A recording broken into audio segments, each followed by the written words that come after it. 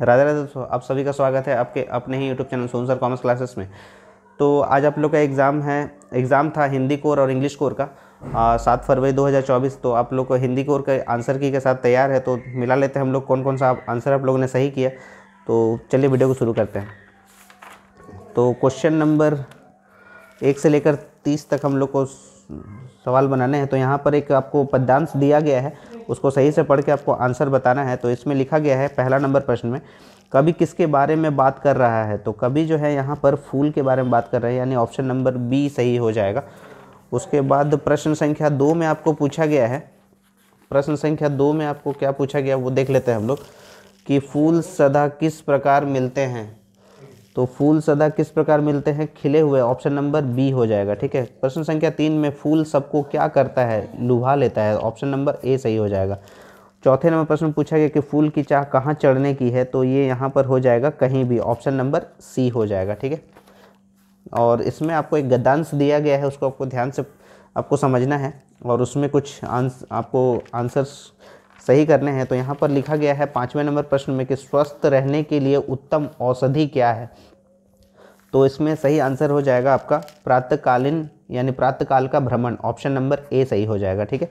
भ्रमण से क्या क्या स्वस्थ रहता है, तो भ्रमण से जो है तन मन स्वस्थ रहता है। तो इसका सही आंसर हो जाएगा ऑप्शन नंबर ए हो जाएगा, क्वेश्चन नंबर 6 का। उम्मीद है आप सभी का सही आंसर आप लोगों ने किया होगा। क्वेश्चन नंबर 7 में आपको दिया गया है कि शरीर के सभी अवयवों को स्वस्थ रखने के लिए क्या आवश्यक है। तो ये शुद्ध हवा आवश्यक है। ठीक है। तो इसका सही आंसर हो जाएगा ऑप्शन नंबर अ हो जाएगा। 8वें नंबर प्रश्न पूछा गया कि भ्रमण एक क्या है। तो भ्रमण जो है एक व्यायाम है, ऑप्शन नंबर बी हो जाएगा। प्रश्न संख्या 9 में पूछा गया कि समाचार लेखन की शैली कौन सी है। तो इसका सही आंसर हो जाएगा उल्टा पिरामिड शैली, ऑप्शन नंबर बी हो जाएगा। प्रश्न संख्या 10 में आपको पूछा गया कि टीवी किस प्रकार का जनसंचार माध्यम है। तो इसका ये हो जाएगा दृश्य और श्रव्य माध्यम, यानी ऑप्शन नंबर सी हो जाएगा। एक अच्छे संपादक के क्या गुण होने चाहिए। तो इसका सही आंसर हो जाएगा विश्वसनीयता, निष्पक्षता, ईमानदारी, या इनमें से सभी हो जाएगा, ऑप्शन नंबर डी। रिमाइंडर को हिंदी में क्या कहते हैं। रिमाइंडर को हिंदी में हम लोग बोलते हैं स्मृति पत्र या अनुस्मारक या मिनट या नोटिस। तो इसका सही उत्तर हो जाएगा ऑप्शन नंबर ब अनुस्मारक।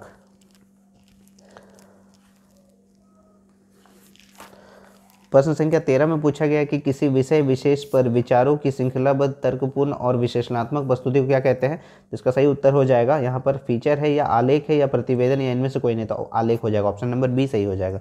प्रश्न संख्या 14 में पूछा गया जब कहानी पढ़ते पढ़ते पाठक कौतूहल की पराकाष्ठा पर पहुंच जाए तो उसे क्या कहते हैं, चरमो उत्कर्ष। ठीक है। ऑप्शन नंबर बी सही हो जाएगा। 15 नंबर प्रश्न पूछा गया कि संचार भाषा में किन तत्वों की प्रचुरता है। संकेताक्षर या कुटपदों की, दृश्यों की, ध्वनि की, इनमें से कोई नहीं। तो इसका सही आंसर हो जाएगा ऑप्शन नंबर ए संकेताक्षर या कुटपदों की। उसके बाद 16 से 20 में आपको एक पद्यांश दिया गया है, उसको पढ़ना है आपको और सही उत्तर आपको बताना है। 16 नंबर प्रश्न पूछा गया कि कवि किसका भार लिए फिर रहा है। तो ये कवि जो है यहाँ पर यौवन या बुढ़ापा या शीतल या इनमें से सभी। तो इसका सही उत्तर हो जाएगा यौवन, ऑप्शन नंबर ए सही हो जाएगा 16 नंबर के बाद। 17 नंबर में पूछा गया है कि उन्मादों में क्या लिए फिरता है। तो उन्मादों में जो है यहाँ पर लिखा हुआ है अवसाद। तो इसका सही आंसर हो जाएगा अवसाद, ऑप्शन नंबर ए सही हो जाएगा। 18 नंबर प्रश्न पूछा गया कि उपयुक्त पंक्तियों के रचयिता कौन है। तो इसका सही उत्तर हो जाएगा Harivansh Rai Bachchan ji, option number A सही हो जाएगा। कभी बाहर से हंसता भीतर से क्या होता है। तो भीतर से रोता है, ऑप्शन नंबर ए सही हो जाएगा। उम्मीद है आप लोगों ने भी सही उत्तर किया होगा। 19 तक हम लोग आंसर देख चुके हैं। 20वें नंबर प्रश्न में पूछा गया कि कवि किसका भार लिए फिरता है। तो कवि जो है यहाँ पर जगजीवन का भार लिए फिरता है, ऑप्शन नंबर सी सही हो जाएगा। पतंग कविता किसकी रचना है। तो ये आलोक धनवा जी का रचयिता है, तो ऑप्शन नंबर ए सही हो जाएगा। 22वें नंबर प्रश्न पूछा गया बच्चे दौड़ते समय किसके कठोर सतह को नरम बना देता है। तो इसका सही उत्तर हो जाएगा धरती के, ऑप्शन नंबर बी सही हो जाएगा। 23वें नंबर प्रश्न पूछा गया कविता के बहाने कविता किस प्रकार की रचना है। तो इसका सही उत्तर हो जाएगा कि ये एक छंद मुक्त है, ऑप्शन नंबर 100 हो जाएगा, सी हो जाएगा। ठीक है। 24वें नंबर प्रश्न पूछा गया कि बात सीधी थी पर कविता के कवि कौन है। तो इसका सही उत्तर हो जाएगा कुंवर नारायण, ऑप्शन नंबर ए सही हो जाएगा। 25वें नंबर प्रश्न पूछा गया कि भक्तिन का दामाद क्या लड़ाने का आदि था। तो इसका सही उत्तर हो जाएगा ऑप्शन सी हो जाएगा, यानी तीतर, क्योंकि यहाँ पर बैल दिया हुआ है, मेढक दिया हुआ है, तीतर बाज। अब यहाँ पर सही उत्तर हो जाएगा तीतर, ऑप्शन नंबर सी हो जाएगा। ठीक है, 25वें प्रश्न तक हम लोग देख चुके हैं आंसर की, आप लोग मिला लीजिएगा। 26वें नंबर प्रश्न पूछा है कि लेखक के मित्र ने बाजार को कौन सा नाम दिया है, शैतान का जाल या मंदिर के समान या शांति देने वाला स्थान, इनमें से कोई नहीं। तो इसका सही उत्तर हो जाएगा ए, शैतान का जाल, ऑप्शन नंबर ए। 27वें नंबर प्रश्न पूछा है किशनदा यशोधर बाबू को रोज सुबह जल्दी किस कारण उठाते थे, घर का काम करने के लिए, पढ़ाई लिखाई करने के लिए, सुबह जल्दी उठने की आदत डालने के लिए या ध्यान और योग के लिए। तो उसका ऑप्शन सी सही हो जाएगा, सुबह जल्दी उठने की आदत डालने के लिए। 27वें नंबर प्रश्न तक हम लोग आंसर मिला लिया। अब देखते हैं 28वें नंबर प्रश्न में क्या पूछा गया। जूझ कहानी के नायक का मन किसके लिए तरसता था, भोजन के लिए, पढ़ने के लिए, कपड़े के लिए या फिर खेलने के लिए। इसका सही उत्तर हो जाएगा पढ़ने के लिए, ऑप्शन नंबर ब हो जाएगा, यानी बी हो जाएगा।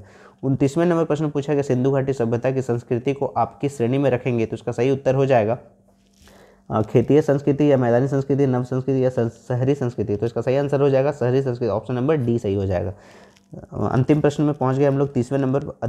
अतीत के दबे पांव पाठ के लेखक कौन है। तो ओम थानवी या मनोहर श्याम जोशी, आनंद यादव या इनमें से कोई। इसका सही उत्तर हो जाएगा Om Thanvi, option number A. उम्मीद है आप लोगों ने 30 का 30 आंसर जो है वो सही किया होगा और आप लोग के अच्छे मार्क्स आ जाएंगे।